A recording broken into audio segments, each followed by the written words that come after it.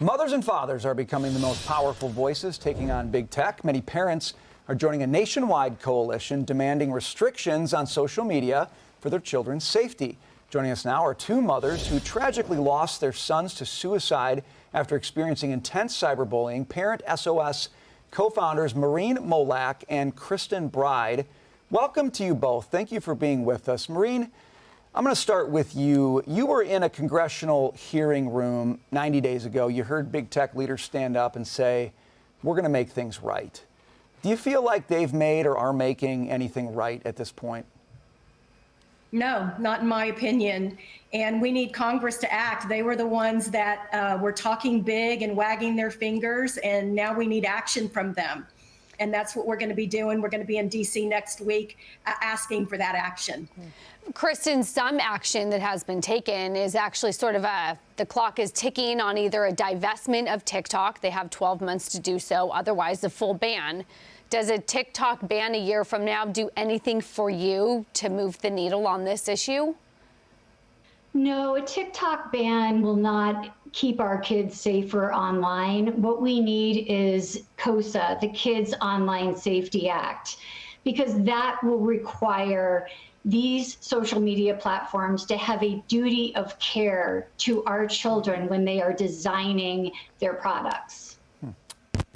Maureen, if I can come back to you, can you tell us a little bit more about the work that will go on in Washington when you're down there to represent what you'll be asking for and what you expect to see? Because we've seen this strung out over so much time now, where parents are asking for action and somehow these companies are able to just sit back and keep doing what they're doing. And I'm wondering how much longer it's going to take or how many more lives need to be lost before someone listens. Well, we're going to be having meetings with offices in the House as well as meetings in the Senate and asking Senator Schumer. We want COSA to be put on the FAA reauthorization bill. And so that is what we're going to be asking for next week. Kristin, just on that, you mentioned that the kind of the core of that bill is how they design these products, which we all know is the key, because the algorithm can be more addictive or less addictive. It can put you one way, it can push you another way. But how do you force companies to change the way they design their algorithm? What does this bill try to do on that front? Well, the Kids Online Safety Act would require these companies to have a duty of care that would involve having them prevent and mitigate online harms such as cyberbullying, the sale of narcotics online. We know that many children are buying and having their narcotics delivered over social media and are dying from fentanyl overdoses.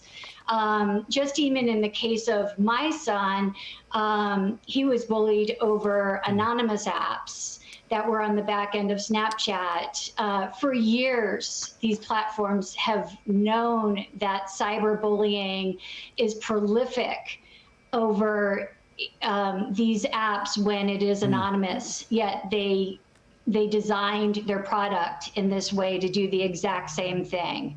So, and also it's important to point out that our children are being fed really harmful information when they look up something like a healthy recipe, and that's what we really want to prevent. Maureen and Kristin, on that last point in particular, I'm just so glad for your voices, because as a parent, sometimes you think your kid's doing one thing and you find out that the web is dragging them someplace entirely different.